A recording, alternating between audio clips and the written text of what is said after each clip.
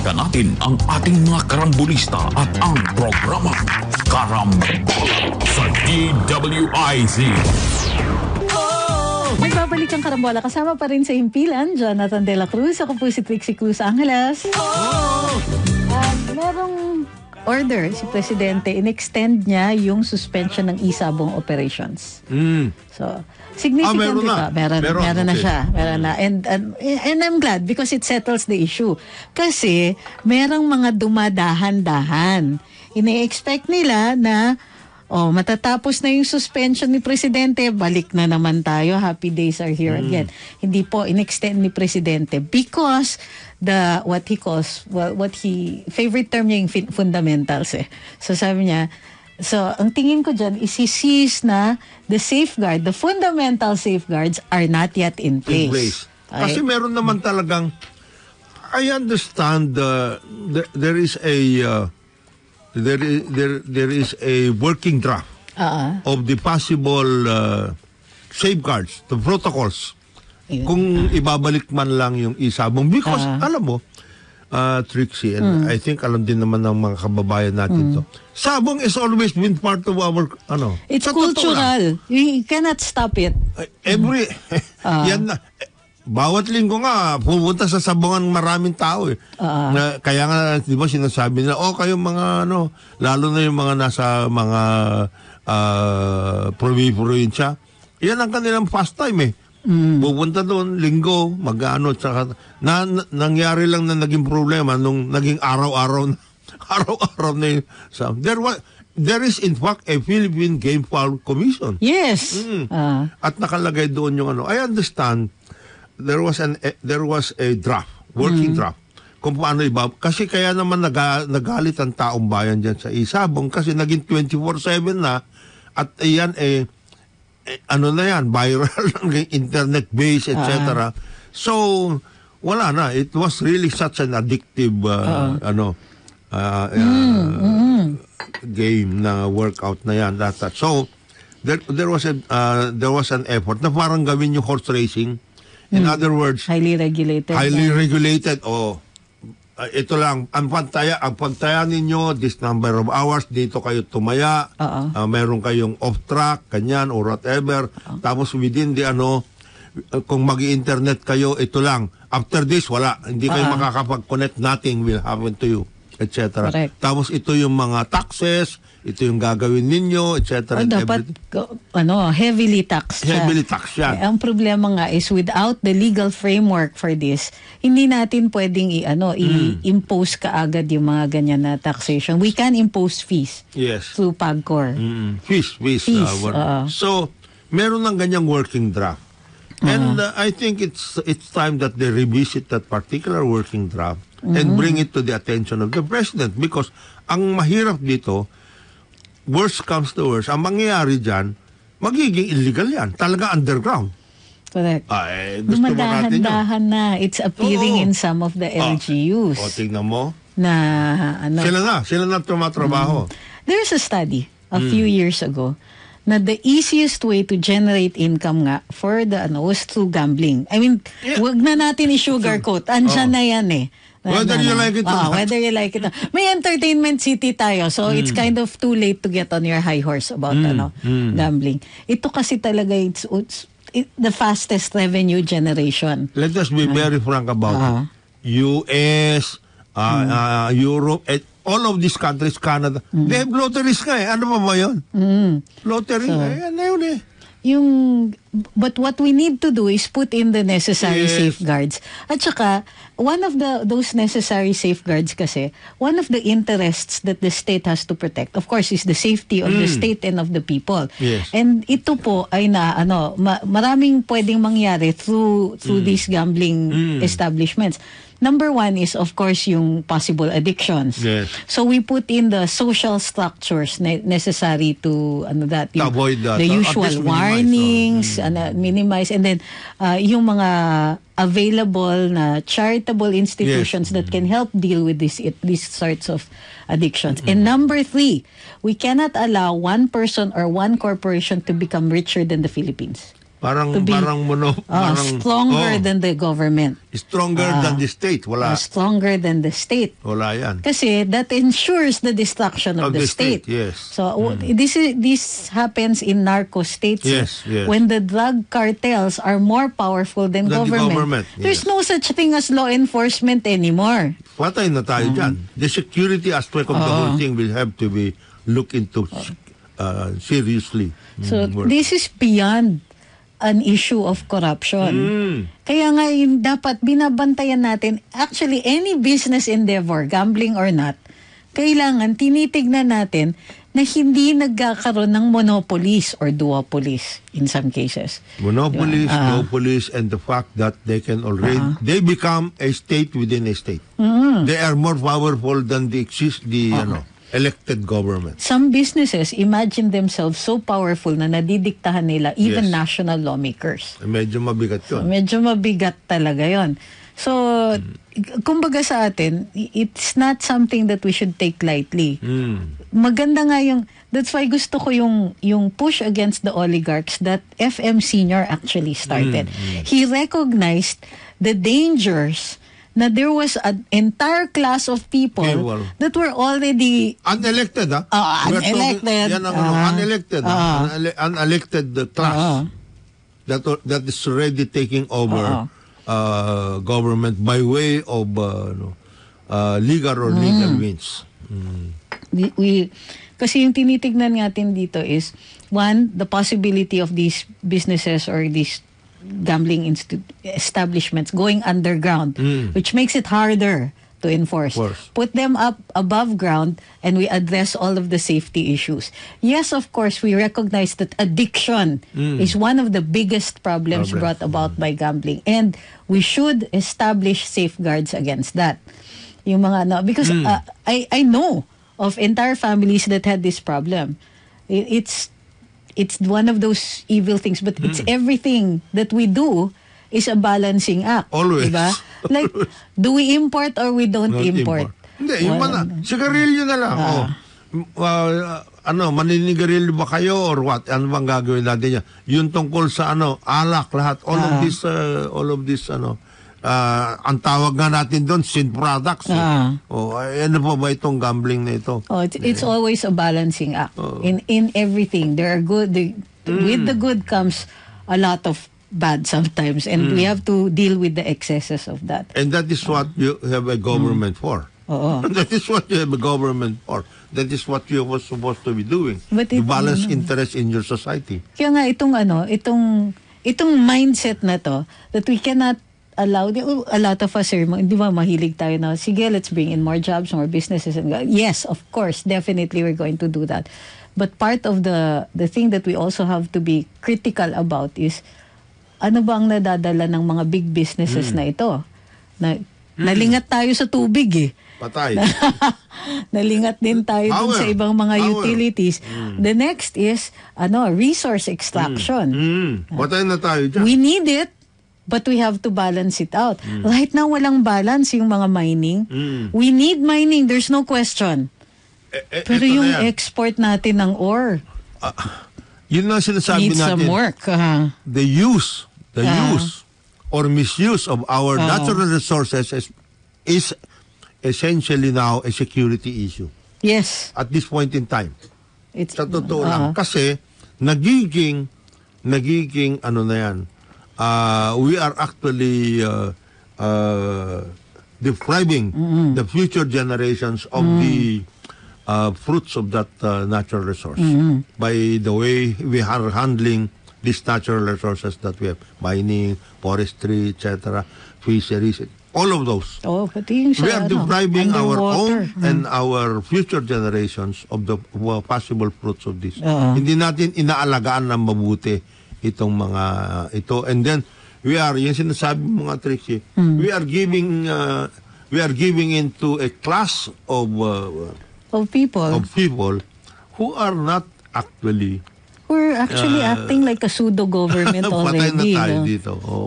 Maling-mali ito. Yung tinatawag natin na issue of corruption is actually an issue of an entire class of people na parallel state na sila sa atin. And it's something that we must be watchful about. So maganda itong ginawa ni Presidente Marcos. Let's not also sugarcoat this one. And this is a solid stand. Because there were some people who were getting very, very rich that they could afford to buy anything. So, kailangan talaga, let's put a stop to this until we can balance it out. We can't allow people to get that rich. Na pati yung safety ng estado natin, safety natin, individuals na mga mamamayan, kasi wala na sila Pwede nang no accountability itong mga to under the law. And then they're taking over institutions of government already. Correct.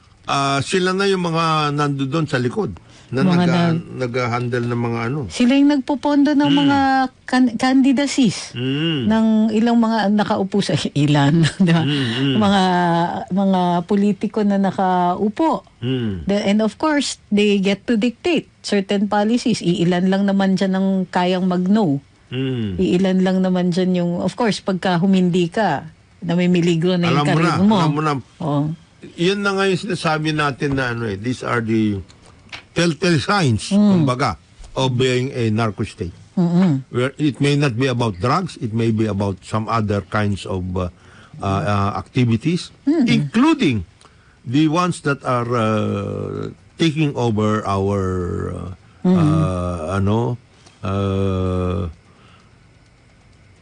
financial systems, etc. and everything. Sila na yan.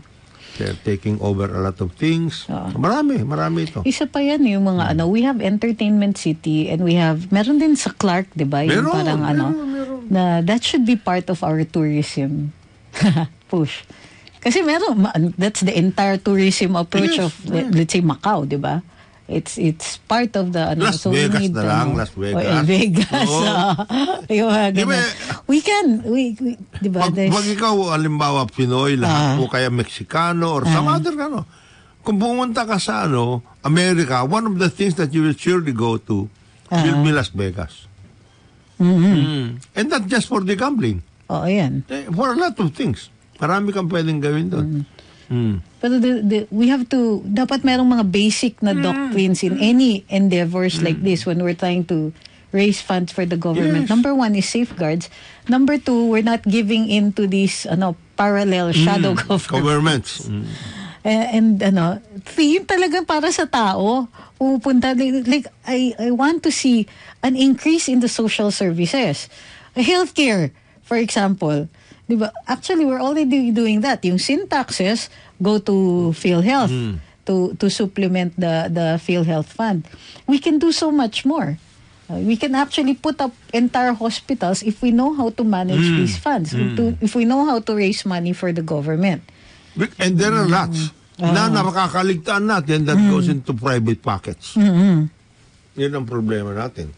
So instead of government being able to use these resources for the greater good, these resources get into private pockets and they eventually bring about a lot of imbalances in society.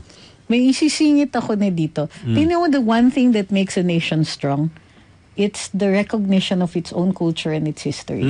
Yan. Yung pag-strengthen ng tinatawag natin na national identity, yun po yung nagka-create ng glue that unifies a nation. Actually, alam mo, Trixie, now that you're mentioning that, yan ang isang masasabi na, and we are not just talking about the political class, we are talking about the economic class in this country. Kasi sila, ang kanilang pundasyon pagdating sa appreciation of history, culture, and everything is no longer based locally. Ano na sila? They are, if you remember, there was a time na marami sa ating mga kabataan, hindi kami hindi naman kami lang dito We are citizens of the world. My God.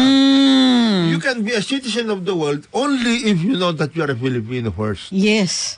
How can you be a citizen of the world? You don't even know your identity. Ano ka? O citizen of the world, you are going around the world, so what? Ano ka na ngayon? Diba? Watch out, you don't become stateless. You don't know, stateless ka na. Diba? One of the things na ginaguard talaga, part of the dun sa listing ng international human rights is to ensure that a person should not be rendered stateless. If you are a citizen of the world and you don't know that you are a Filipino first, stateless ka na. Oo, patay ka na. Basically, you're advocating for your own statelessness. Diba? Be careful what you're saying. Iba naman. Maraming ganon. Maraming pag-iisip. Yung mga pag-iisip, nawawala na sila. Kaya yung pagmamahal sa bayan, pagmamahal sa kapwa dito, kapwa Filipino at lahat, nawawala. Precisely, yun ang ating pag-iisip. And this is being promoted sadly, by a lot of those in the ruling circles. Yan ang problema natin. Ito yung ating, ganito tayo, etc. You know, it's weird, no? The higher up the economic ladder you get, the less patriotic you become. Yes. So strange. Which is really very, very sad na development. And I hope this administration will go. Chief President Duterte, to his credit, had that kind of an effort. Ang problema, yung mga tao niya, he wasn't perfect kasi hindi niya na-handle yung ibang mga tao niya. When I hope, instructive ito to future leaders of the country. Yes. Na you can have all of the good intentions and you could be hugely, hugely popular, but you won't be 100% effective pa rin kung he will not deal with your people. But as it is, grabe yung achievements.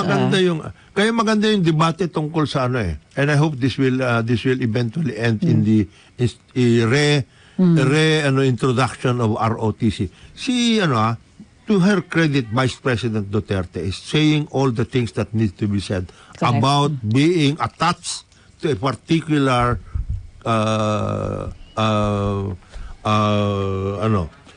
mindset of being patriotic, disciplined, you love for your country, etc. And that is what the ROTC is all about. Tama yung kanya sinasabi. Tama yung niya. But I would like to add, kasi how can you love a country you don't know? Mag-aano lang siya Kumbaga, you can say all the right things. Mahal ko yung bayan ko, mahal ko ang Pilipinas, but it's empty. It's empty unless you can actually live it. Hindi mo kilala yung kasaysayan ninyo. Hindi mo kilala yung lugar kung saan ka nakatira. Sinisira natin yung yung mga bakas ng nakaraan. Nire-reinvent natin yung ibang mga narratives. Merong mga areas, and I've been all over the country, na nag-iimbento sila ng kasaysayan nila. Meron silang narinig. Halimbawa, yung mga, we have no word for war. Excuse me? Narinig lang nila na mayroong isang grupo ng katutubo na ganon. Na wala sila talagang salita para sa giyera, kung kaya't wala sa kanilang kultura yung pakikipag-away. If I'm not mistaken, sa Mindoro ito. But there was a group in Mindanao na narinig nila yon, and then they incorporated it, telling me na wala po kasi kaming salita para sa giyera. Excuse me? You had a navy. Alam niya na siguro kung sino itong dalawa lang naman yung grupo sa Mindanao na may navy. It was the Tausugs and the Badjao. And the Badjao before were not they cannot be characterized by the beggars that we see in the streets. That is not their history. That is not their tradition. They ruled the seas at yung mga between the Tausugs and the Badjao, sila yung nag-aaway. Pagdating ng mga Kastila, manghang-mangha sila at the maneuverability of these boats, of these and how they dominated the seas all the way to Borneo. Well, as a matter of fact, they were trading with China already, the Sultanate. Yes. And that's how the Muslim religion first arrived in Mindanao. So, but the problem na kapag hindi tayo tinuturuan ng napag-aralan na kasaysayan, iniimbento siya because somebody will try to fill in that vacuum. And, diba, what is history? We have to tell the truth. Oh, yeah. How are you going to know about yourself kung iniimbento lang natin yung ating nakaraan? Kagaya niyan, yung natin, nagtataka sila, bakit ang mga Cordillera people, mga natin dyan, kakausapin ka sa Ilocano, at saka English. Hindi sila marunong mag-Tagalog. Parang ganon. Paano? English ang mga pumunta doon, yung mga mga leaders na mga either teachers doon o kaya mga religious leaders, military. Nag-i-English yung mga yun. Kaya ang gagaling yan. Ang gagaling mag-English yung mga yan. Pero excuse me, may nagsabi dito, national identity can be achieved through mandatory military. Hindi po. You're talking about national discipline. Do not mix that up with national identity. Magkaiba. We are not that. That's a national identity is our ability to identify among fellow Filipinos. Sino ka compared to me? Not compared. Sino ka sa akin? National identity says na pag sinabi kong ako Pilipino, kapatid kita kahit taga Mindanao ka. Na lahat ng ginagawa ko, it's not really even about discipline. Lahat ng ginagawa ko, iniisip ko na maaapektuhan yung aking kababayan. Now, the discipline, there's no question. And that there's an opportunity to encourage patriotism through military training. No question about that. Because it comes with the territory. Pero kailangan laliman natin. More than that. Para kang nag-aasawa nang hindi mo pa namimit. Tapos, o kaya, ang pagkakilala mo napaka-superficial. Kagaya niyan, between the Filipino and Japanese, alam mo dapat yun. Dapat ganun yan.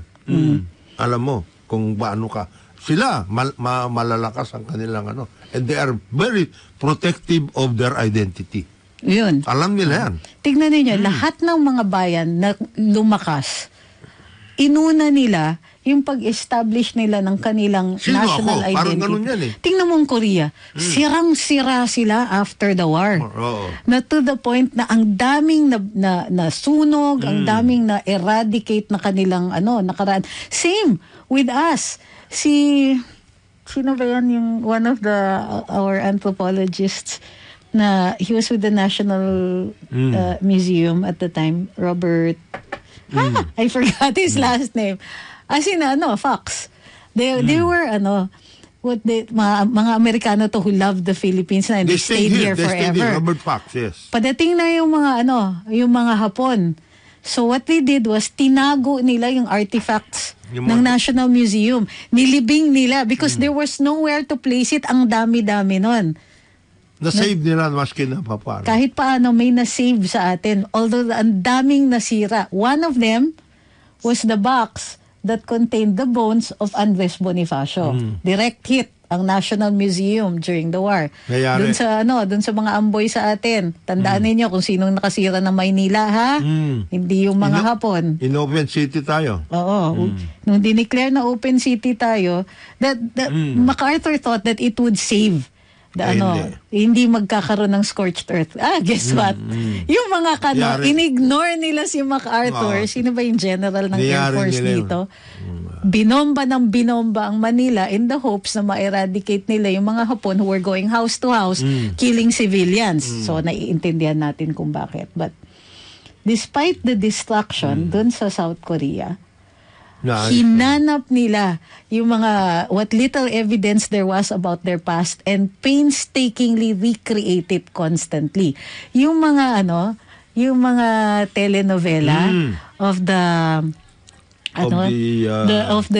yung period nila, yung mga kingdoms nila, ng period nila, even talking about the relationship then with Imperial China, na part of that is their continuing effort to inculcate in their own people a sense of their own history. Kaya nga maganda, alam mo, Trixie, I hope continuing din ito. Yung channel, yung GMA, Channel 7, there's yung Ibarra. Yung meron akong nakita. Yung teleserye nila tungkol kay Ibarra. Congratulations, Annette Gozon. Si Annette ba yan? Maria Clara Ibarra or something like that.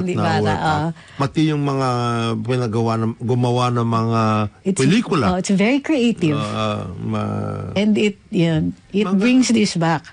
Dapat, wala bang ganyang programa ang NCCA at saka National Museum? We have an embarrassment of riches in the NCCA and in the CCP. And yung ginawa nga ni Eddie Romero, which I keep campaigning for. I was with OPS and I wanted to, and I was talking at the time with Miss Margie Moran, na may I borrow sa Cultural Center. Yung mini-series, it belongs to them yung mini-series ni Eddie Romero of the Noli Me Tangere. Isipin yung national artist, ginawa niyang mini-series yung Noli Me Tangere.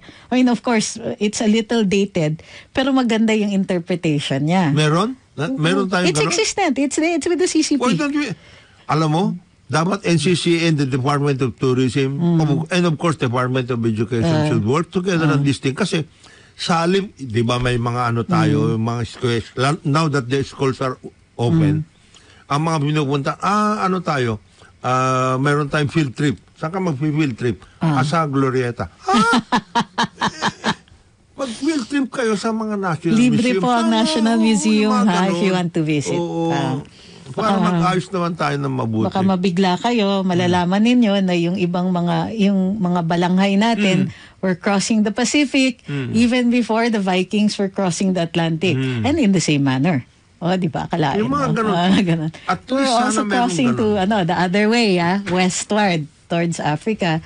Kasi yung wika natin at saka yung wika ng Madagascar ay magkakaisang pamilya lang. So may pinanggalingan yan. So sana natin to, no? I think we are going to that. Yun namang grupo ni Vice President sa Secretary of Education. I think they are very keen on all of these things. Yes, they are. Pagdating dyan, pati sa curriculum development at lahat. I hope they will have time to work on this particular mga sinasabi natin, mga field trips and everything. And we will be prepared. Alam mo ang problema kasi, pag nag-field trip, tapos hindi prepared yung pupunta mo, may inis ang mga bata Totoo yan. Di ba? You can go to a mall anytime. Oo. Bakit to nalalaman? Yung gano'n. Kaya, identified naman yan. Halimbawa, huwag naman kayo mag-field trip, pumunta kayo sa bahay ni Rizal sa na ngayon, ang pintura ay green dahil nag-donate ay voice. Di ba? Pumunta ka sa Kalamba. I think we should protest that. Kahit sumulat lang sa NHCP na pwede ba, ibalik natin dun sa dating. And I think we should at least advise the new mayor of Kalamba, Mayor Ross Rizal, na boss. Ayusin mo naman itong of the NCCA, sa friend si Ino Manalo. So maybe we'll remind him. Kasi identified naman yan, di ba, Trixie? Ito mga ito. Oo, may declaration yan. Meron tayong mga areas Magbabalik ang Karambola. Ang oras natin, 9:34 ng umaga. Balikan natin ang ating mga karambulista at ang programa Karambola sa DWIZ. Nagbabalik ang Karambola, kasama pa rin sa himpilan Jonathan De La Cruz. Ako po si Trixie Cruz Angela. Ito may sinabi Trixie si Boss Vic De Leon Lima. Nung araw may TV episode ang channel na project ni Kabataang Barangay Chairperson Jaime Marcos, now Senator Alam ng Lahi. Maganda nito. This is dito sa mga ito sa RPN yan. I remember this. This was, marami tayong ganyan dati. Na but with ang tindi ni Aimee, 'di ba? She had that. She had the Metro Pop. And then Metro Manila Film Festival. Tapos dun sa sabi ni Boss Vic, siya daw yung siya na yung Antonio Luna. Siya si Antonio Luna. Siya yung nag-portray kay Antonio Luna. Nakakaloka. Sana may balik nga ito ng mga ganyan. Because we have all of these agencies that are wanting in activities. One of the clues na we still struggle with national identity. I'm looking at the comment section. Is when you are so quick to put down our country. Ang South Korea kasi kaya sila ganyan. Magaling kasi sila bago pa yung ganyan. Tayo hindi. It's not even. Doon nakakawalang gana. Ayan na. Why are you so quick to do that? And why are you so, yung kumbaga, why is our appreciation of our history so antagonistic. Kasi ginawa sa atin to ng mga Kastila. Kasi yung mga Kano, ganito. Sure, but there's nothing we can do about it anymore. Can't we rise about that? Take what is good from out of that and just keep on working. That's already part of our history. That's already part of our, all of these, what we call layers of history. Lahat yan importante. The good and the bad. Ang kailangan lang is piliin mo na yung makakabuti at makakapagbigay ng ningning sa iyong sa iyong lahi. Yun ang pinag-uusapan natin diyan. Wag mo na lang we'll take those things, we will overcome all of these things. Pero yung ningning ng ating lahi, yun ang i-highlight natin, hindi yung kasiraan natin. Pagsasalita ng English, yung mga purists sasabihin, Pilipino ka, magsalita ka ng Filipino. Bakit? Nasa saligang batas natin yung paggamit ng wikang English in an official capacity in our official dealings. It is an official language. So bakit kailangan natin talikuran yun? Bahagi ng kasaysayan natin. Dumating nga dito yung mga Thomasites eh. As a matter of fact, yan ay maaari natin magmamalaki na multilingual tayo eh. Isa pa yun. Meron tayong Filipino, meron tayong Ilocano, at that's English. Actually, yung multilingual nature ng Pilipinas is what makes our OFWs smart enough to be adaptable in any country. Kasi kaya linguistically adaptable tayo. Do you know that the more natin the more languages you know or speak or even understand, the smarter you are kasi mas maraming neural pathways. For that. Ako nga inggit kasi dito ako sa Manila lumaki. I had to study Ilocano, as in literally study. Kasi hindi ka lumaki doon. Hindi ako lumaki sa Ilocos. Hindi nga ako, I married into a family that's part Ilocano. So, yung mga ganyan. Malaki natin is not let us not degrade ourselves. Yes. Watch yourself all the time. Step 1 to patriotism. Watch ourselves, how quickly we put ourselves down. I cannot believe, and I've said this before, that a country whose peoples are descended from the people who crossed the Pacific before the Vikings crossed the Atlantic are inherently stupid.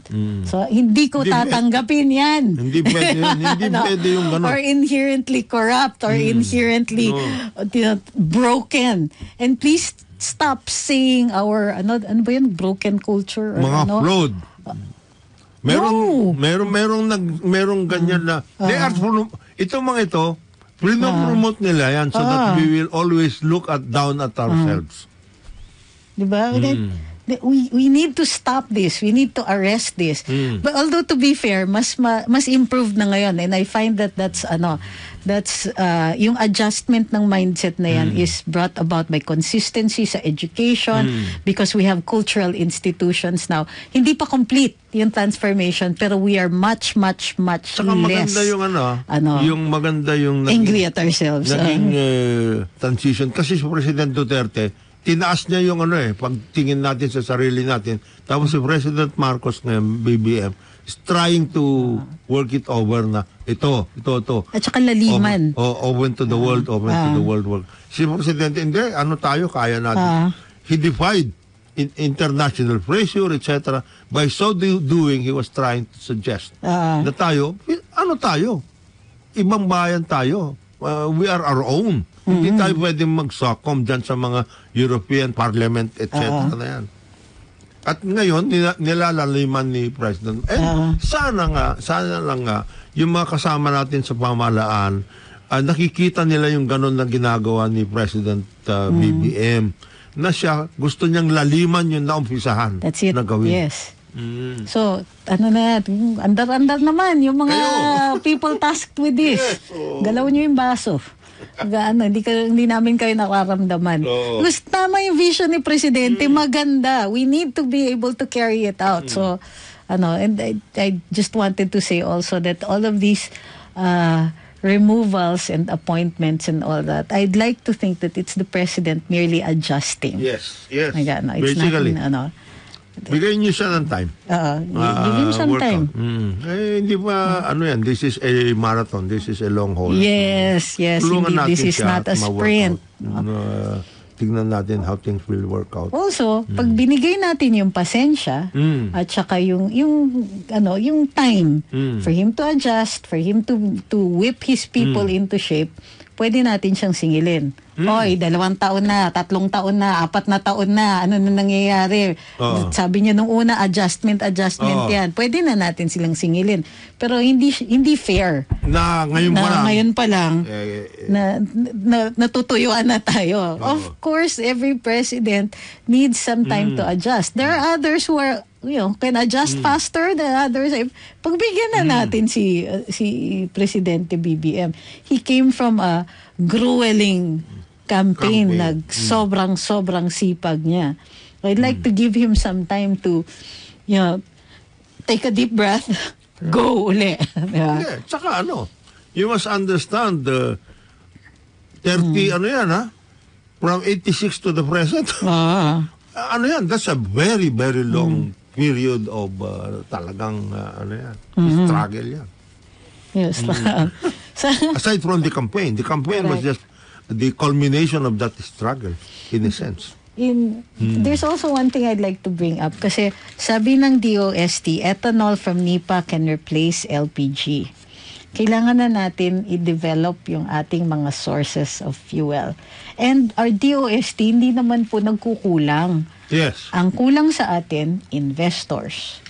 Yes. Yan sinasabi palagi ni Secretary Solidum. We have all of the researches in the world. Ang kailangan lang is how to commercialize these research products into something that can be useful, that can be workable. Ang kailangan po dun investors, people who will take up these researches and turn this into commercially available products or services.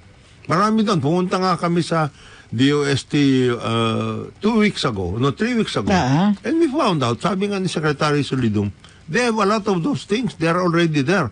Wag natin hintayin na maging archive itong mga ito na nandun lamang. Yung advantage pag nasa gobyerno ka, pwede kang maghingi-hingi ng information sa iba't ibang departments. Sa DOST, there's so much research. Even the universities. Yes, there's so much research. Ang dami niyan. What we would call an embarrassment of riches. Yes. Yung tipong sa dami ng mga gagandang ideas, nakakahiya na hindi natin inaandaran. Nagagamit na yung iba kasi, because, and this is where again the shadow parallel government comes in. They like to do things easy. Kukunin lang nila from other, import nila yung mga ideas, tapos i-import nila sa atin. You don't produce anything. You just buy something cheap, sell ng mahal, and and kill the local industries. Parang that. But there are so many good ideas dito na they're worth looking at. But please take note stick to the yung mga reliable sources. So kung DOST research yan, that has been vetted, dumadaan din yan ng universities. Yes. And if there are inventions, tinetesting na nila. Or they give a period for its testing. Alam na nila yun. So, wag yung kung sino lang ang lumapit, uy, may invention ako dito, I can turn water into wine. Ganyan. Konting lang. Konting, how do you call this? Let the science dictate the practicability of it and whether or not it actually works. Yun yung caveat dyan. Na, kasi maraming lumalapit na bakit hindi nyo pinapansin si Inventor X? Meron siyang ginawang ganito na parang miracle na halos yung levels niya. But bakit daw walang nag-i-invest? Para sa akin, if the idea was this good, somebody is going to pick that up one way or another. Now, if only to buy you out kasi you're endangering another industry, di ba? Yung sinasabi nilang ibang mga fuel substitutes or energy substitutes na binabuy out yung mga inventors. That actually happens. Pero my point here is that the government has vetted and paid for a lot of this research. Baka gusto ninyong gusto ninyong tignan. Di ba? Wag lang kayo mag-rely doon sa mga pupunta kayo sa ibang bansa, nakakita kayo ng produkto, bilhin nyo na yun, import nyo na. Yun na lang sa pagdating sa fashion, pinakamagaling na tayo dyan sa ganyan, pero wala naman nakakatulong sa yun ang problema natin. So, may isa pa akong pet peeve na gustong i-address. During the elections, it is true that former President Duterte called candidate BBM weak. Okay? You will not hear former President Duterte say that again because he is now president. And what does former President Duterte keep saying about the current president? We must support him. Ulitin ko ha, we must support this president. One, he's the only one we have. Number two, the fate of the country is in his hands. Yes. So, yung mga nagsasabing weak na ganyan, pasay na po ang informasyon ninyo. Tapos na yan. It was election rhetoric. And you know that former President Duterte is the master of that sort of rhetoric. But you also have to listen to him when he's no longer saying that. Kumbaga, makikinig kayo. You're taking one thing completely out of context. Tapos ngayon, i-ignore ninyo. Nagpa-interview siya sa SMNI. Nakakausap niya. And he's open. He receives visitors on a daily basis. And he constantly says that. Now it can be told. Mabait. When I talked to him in Davao, anong sabi namin? Pareho halos sabay. Sir, mabait si Presidente. He's a very good man. Sabay halos kami. Totoo yan. He would emphasize that, yes, he is a good man. So we could not have had, he's one of the, kumbaga, couldn't have chosen better. So now that the elections are over, let's support him. Kalimutan na natin yung election rhetoric. Tapos na po yan. Hindi na po tayo, Sa matter of fact, hindi mo na nga naririnig si President Duterte na yan pa rin ang sinasabi niya. Wag naman natin ulit-ulitin itong mga to. But we're not saying don't criticize him. Iba yan. Magkaiba. Malayo yun. Mahal natin yung Presidente. If you see him driving off a cliff, hindi nyo ba siya iwa-warning? Warningan natin because that is part of supporting the President. Hindi lang kung baga papabayaan na natin siya. Sige na nga, maano ka na dyan. Hindi ganun. O di mahulog ka. Yung mga ganyan. Huwag naman ganyan. Pag nahulog siya, kasama tayo. It's the ship of state. Kumbaga, it's not a mist. Para workoutin natin na mabuhay. Kagaya niyan, may mga ibang nababanggit. I understand right now. Baka bukas daw ilabas or yung tungkol dun sa another memorandum circular clarifying. Meron pala, hindi natin na-discuss, sorry. Clarifying the status of all of those who are holding presidential appointments. Very specific ito. Nag-issue ng memorandum circular si Executive Secretary Lucas Bersamin. Kina-clarify niya yung MC1, MC3, MC4. All of those MCs. Kasi, di ba, merong patakaran na in-institute na yung mga political appointees, standard naman ito. Mga political appointees, they only had until July 31. In-extend to December 31. Yes. Ngayon, yung interpretation kasi na kung sino yung pwede mag-carry over, nagva-vary depending on the secretary and the secretary's interpretation. So, nag-qualify na naman ang executive secretary at sinabi, yung mga SES qualified, o yung mga SESO, definitely, dyan lang kayo. Relax kayo. Lalo na kung SESO kayo for that particular position. Kasi dalawang elemento ng SESO. Pumasa kayo, so SES eligible kayo at may appointment kayo for that position. Specific position. So yung mga SES eligible, pumasa kayo, pero wala kayo pang appointment from the President to that position, You stay there until a replacement is appointed o kayo yung ma-appoint. Yan ang sinasabi. Yung iba, kung ano ba yun? Yung mga seso, of course. Yes. If you are now holding a seso position, but you are not yet a seso, you'll be given time. And then you will only be out of that position once your replacement is named. Nakalagay doon vice may ganito, etc. So you will now be considered retired. Ganon. Pero until such time na mayroon kang nakitang vice ganito, you stay in that position. Otherwise, magiging awol ka. Absent without official leave ka na dyan.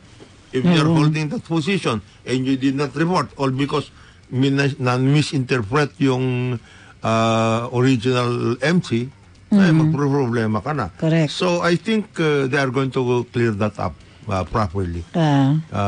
At saka mayroon yatang, I understand that, Trixie, mayroon yatang extension for the first quarter. In other words, you stay in that position until March 30 or when you are replaced. Yun. Something like that. So tandaan nyo, itong period of appointments and replacements, hindi po natitigil yan ng 2022. Actually, this is something that government does all the time. Yes. If it's not working, parang ano yan parang magjowa yan. It's not me, it's you. Something like that. So, if it's not working, then of course, we need to put in people who are appropriate for the position. Kasi the president under the administrative code has continuing authority. Okay. Merong nagtitrigger sa akin. Sabi, Tagalog is not the national language of the Philippines. It's only a regional dialect. It is not a dialect. It is a language. Okay, let's get that straight. Look up the meaning of language as differentiated from dialect. There is a regional language. Yes. Okay. Number one. Number two, there is an official declaration, and it is in the Constitution, the derivative, which is Filipino. Now, Filipino does have a Tagalog base, but the intention was to evolve it using other languages of the country. The failure of our officials to have done that is not a failure of the language itself. There is no, bias for any language or anything like that. Or we should not have inherent biases against any one particular language or that. Changing the national policy on language at this point means that you want to start over, and that's going to take a lot of time, a lot of resources. Think of all the translations that we have to make. And one of the things that have prevented us from unifying is the fact that so many of us are barely literate, because there are very, very few books that are written in the regional languages. Diba? How can we encourage reading kung wala naman babasahin? And there are very few already. Buti nga nagkaroon ng national language, so magkakaroon tayo ng more educational materials or any kind of reading materials that are available in the national language instead of 10 million other different languages, which is not to say we shouldn't publish in regional languages. We should. But never, ever cause the divisiveness of the 1930s debates and bring it into the 21st century. Tapos na po tayo dyan. Move on. Binase na lang natin yan. Sinabi na nga natin, matagal na yun. Kaya nga, we try as much as possible. Ayaw ninyo yun? Tatlong kayo, langwahe? Yung mga nagsasabi dyan na then write the laws in Tagalog. That's BS and a half, because there are translations in Filipino of all the laws that we make. Yes. It is your failure to look that up. And to find the translations, because they are available. Sorry. Mo yun, translated into Filipino para maging maliwanag tayo. Yes. Tapos ayaw niyo yun, meron kang Filipino, meron kang native, meron kang English. Regional, may English pa. Tapos for those of us na trying to be social and pretentious, meron kami Chinese and Spanish. No, I don't have any Chinese. Chinese and Spanish. At saka, I would like to. At saka meron ka pang assumption language. Baka hindi nyo alam yan. And then there's of course the VACLIS, which by itself, sobrang galing ng yung salitang bading. I'm so fascinated with magaling that. Inaral namin siya sa linguistics and how it continues to evolve. Talon yan ng ano. That's genius in itself. Talon yan yung assumption language, ha? Mama, ayun naman ng tusok-tusok talangan niya. Talo yun. Wala yun. Hindi sustainable yung gano'n. Finally, dun sa nagtatanong, pwede bang ibalik ang baybayin natin? Actually, may batas na. On the baybayin, hindi lang po nai-implement. Matagal na yun. Because we haven't agreed yet on which version of the baybayin we're going to use. Yes, wala na. Boiled down into what remains that we have, there are about 7 from different regions. So it's not just the Tagalog baybayin, of which there are about 2 kinds. There is the Palawan, there's Mindoro, there's Pangasinan, and Ilocos. Diba? Kaya napakayaman natin pagdating sa lingwahe, sa totoo. Ayusin lang natin sarili natin at maayos natin yan. Diba? So, maraming salamat sa pagsubaybay sa Karambola nitong araw na ito. Ang tabayanan ang susunod na programang Serbisyong Bayan ni Tatay Rani Ludovica and Miss Lady I. On behalf of Jonathan De La Cruz, we will see you next year. Ako po si Trixie Cruz Angeles.